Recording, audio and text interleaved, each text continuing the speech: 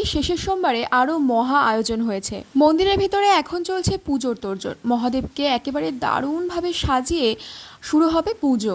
বহু লোকজন এসে কিন্তু এখানে জুড়ে গেছে, আরও অনেক লোকজনের কিন্তু আসা বাকি রয়েছে। এখানে এত লোকজনের সমাবেশ ঘটে যেটা তোমরা আমার ভিডিওতে আর একটু পরে দেখতে পাবে, কারণ এটা তো সকালের দিকটা, তাই এখনো সেইভাবে লোকজন এসে পৌঁছায়নি।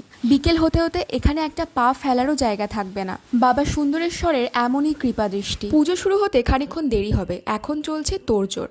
তাই আমরা মন্দির থেকে একটু মামাবাড়ির উদ্দেশ্যে এলাম। এই মন্দিরটি আমার মামাবাড়ি থেকে মাত্র পায়ে হেঁটে 2-3 মিনিট, তাই অনায়াসে আসা যাওয়া করাই যায়। খানিকক্ষণ বাদে পুজো শুরু হলে আমরা সবাই মিলে আবার যাব, এমনই কথা ছিল। মন্দিরে আবার ফিরে যেতে দেখলাম সবাইকে দিচ্ছে একটা করে পদ্ম ফুল। আজকে নাকি এই পদ্ম ফুল দিয়েই অঞ্জলিটি হবে, আর এমন পদ্ম ফুল পেয়ে সকলের মন তো আনন্দে ভরে গেছে।